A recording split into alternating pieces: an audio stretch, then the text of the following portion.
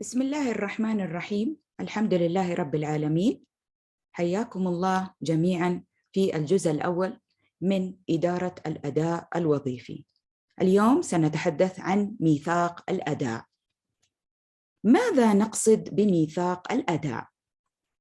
أو مما يتكون ميثاق الأداء؟ ميثاق الأداء نموذج وضع لتحديد الأهداف والجدارات والوزن النسبي لكل من الأهداف والجدارات، وأيضاً الناتج المستهدف لكل هدف وجدارة، ويتم إعداده وتوقيعه بالاتفاق ما بين المدير المباشر والموظف. إذا جينا نبغى نعرف مكونات ميثاق الأداء، فهي تتكون من 3 أقسام. القسم الأول عبارة عن البيانات الأساسية للموظف. هنا نكتب اسم الموظف، مسماه الوظيفي، الرقم الوظيفي، الإدارة والقسم، واسم المدير المقيم. القسم الثاني من نموذج الميثاق توضع فيه الأهداف، وليكن على سبيل المثال إذا أردنا أن نصيغ هدفاً هنا، مثلاً تسليم 4 خطط، أو تسليم خطة تنفيذية، خطة تنفيذية للإرشاد الصحي خلال عام 2022 ميلادي بإذن الله. إذن تسليم خطة تنفيذية للإرشاد الصحي، لأنه غالباً الخطة التنفيذية بتكون لعام دراسي واحد على سبيل المثال.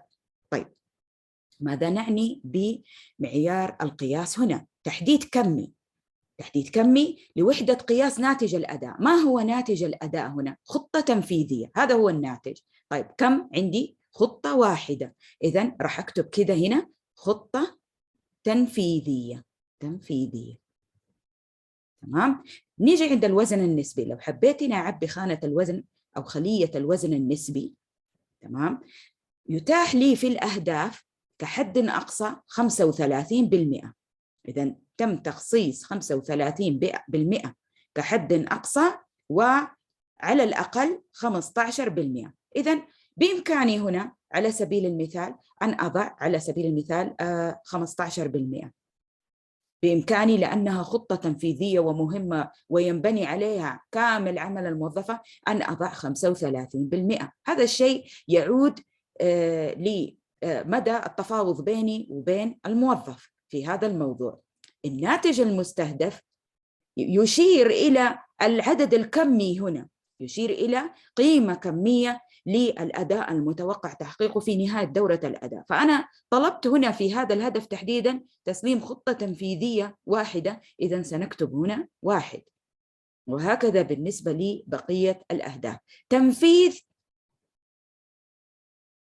فعاليتين، بإمكاني أن أذكر تنفيذ فعاليتين للإرشاد الصحي، ولكن يفترض بي حصر عدد شهور العمل في كل فصل دراسي، وبناء عليه أستطيع تحديد إجمالي عدد الفعاليات.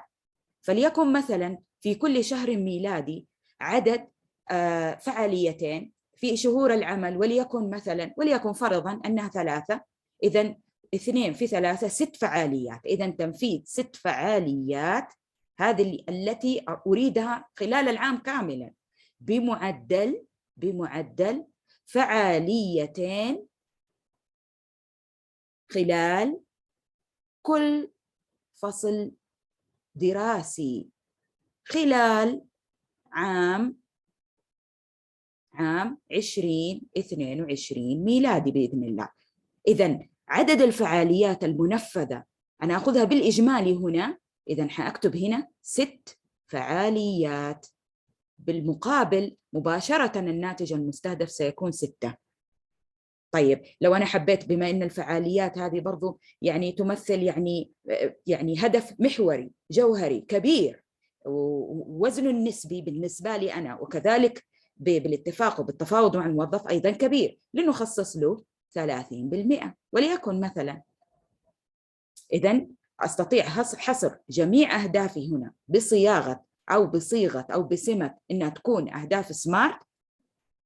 عندما نذكر أهداف سمارت بمعنى أن تكون specific، محددة، measurable، قابلة للقياس، ذات صلة بمهام الموظف، مرتبطة بزمن، يمكن تحقيقها فعليا لأنها من واقع مهام الموظف وليست من ضمن مهام في غير أو مهام ليست من عمل الموظف نفسه. مثلا لو أسندنا للموظف أعمال إدارية أخرى مثل أعمال الوكيلة، هذه ليست من مهام الموظف. أركز هنا على مهام الموظف التي غالبا نستقيها من أو تكون موجودة في مسماه الوظيفي أو موجودة في الدليل التنظيمي كمسجل المعلومات أو مراقب الطلبة أو مصادر اللي هو مشرف مصادر التعلم أو المسؤول عن مصادر التعلم أو المرشد الصحي والموجه الصحي وما إلى ذلك.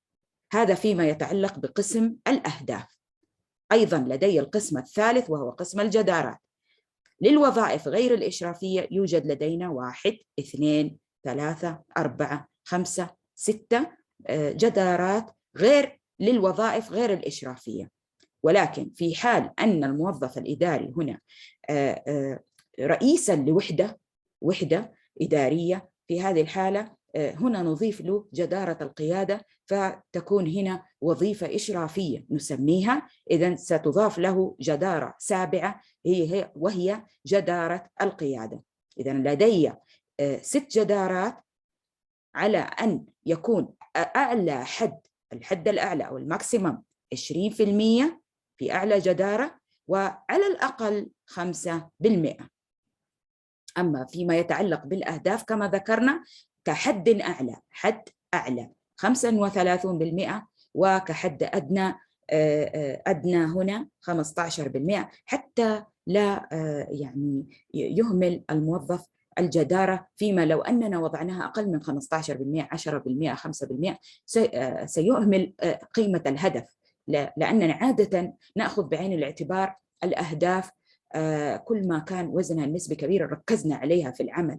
ولكن نحن هنا نحاول قدر الإمكان أن نضبط الموضوع، فلذا تم تخصيص ما بين نسبة كحد أعلى 35 في الهدف وكحد أدنى في تخصيصها للهدف 15%. أما فيما يتعلق بالجدارات كحد أعلى نستطيع أن نضع 20، ممكن أن نضع هنا 10، يمكن لنا أن نضع هنا 5 على سبيل المثال وهنا 5.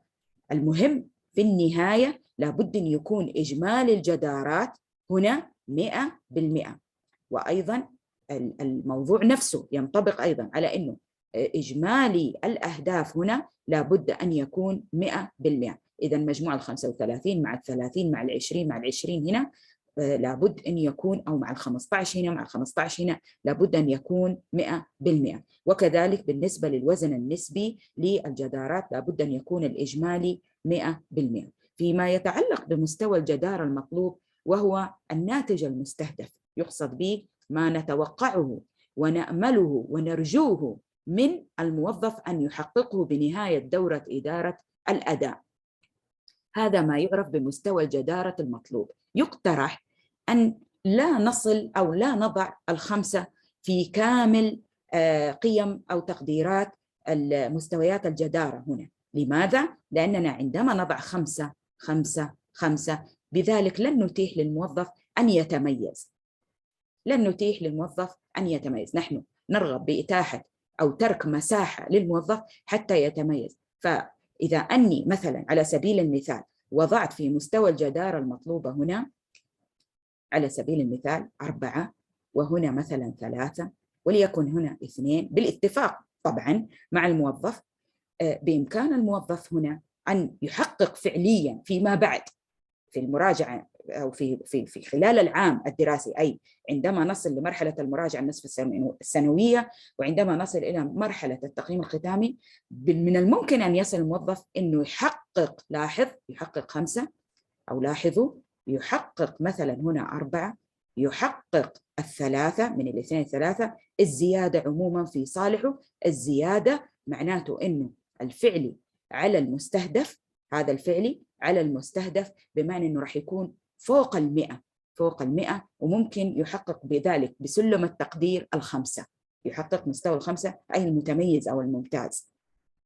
أما في حال إني خصصت المستهدف من الآن ومن مرحلة التخطيط 5 5 5، ماذا سيحدث؟ لعل الموظف يحقق 5 فعليا، وبذلك إذا قسمنا 5 هنا الفعلية على 5 يصبح عندي النتيجة 1. إذا ضربت في 100 ماذا سيحدث؟ حيكون في مستوى الجيد جدا. إذن هو بذلك لم نسمح له ولم نترك له فرصة لأن يتميز. طيب ماذا لو إنه الموظف فعليا لم يحقق 5، حقق 4، هو نقص بذلك؟ إذا نقص معناته أيضا مؤشره سينقص إلى مستوى الجيد وهو 3. ماذا لو إنه حقق 3 هنا؟ إذا قسمنا 3 على 5 ثم ضربناها في 100 بذلك ينقص مؤشره إلى مستوى 2.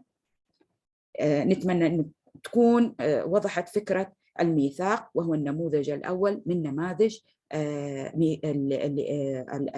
دورة الأداء الوظيفي، وهو ميثاق الأداء.